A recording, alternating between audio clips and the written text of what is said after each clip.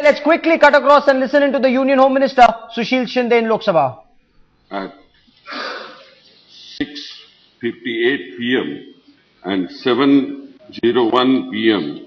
respectively, that is from 6 o'clock and 58 minutes and 7 o'clock and 1 minute respectively, the preliminary investigation revealed that the IEDs, improved explosive devices, were placed on bicycle causing explosion at both the places.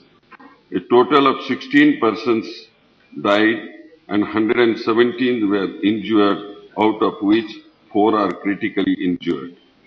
The state government immediately deployed emergency medical response team along with 25 ambulances to take the injured to the hospital.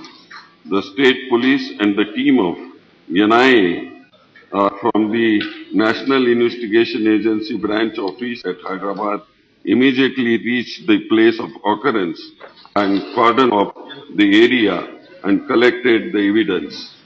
The state forensic teams were also pressed into the service to collect the evidence from the crime scene.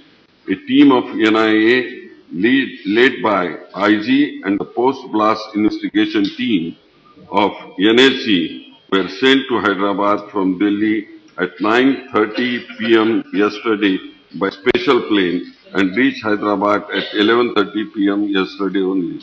The 2 cases has been registered while the CR number 146/2013 of the Sarur Nagar Police Station, Hyderabad, and CR number 56/2013 of Malakpet Police Station, Hyderabad City.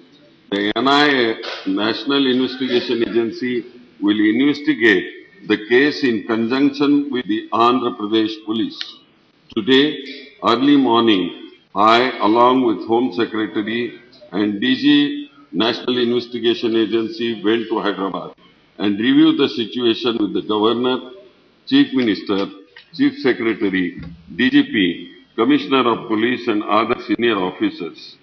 I visited the scene of occurrence and thereafter I visited injured in hospital. The Honorable Prime Minister of India has announced ex gratia rupees 2 lakh of deceased and rupees 50,000 to injured persons. The state government has also announced ex gratia rupees 6 lakhs to deceased and 50,000 to 1 lakh rupees to injured, besides bearing all expenses for the treatment of the injured. The situation is under control. I extend my heartfelt condolence for the bereaved families who have lost their near and dear ones in the blast.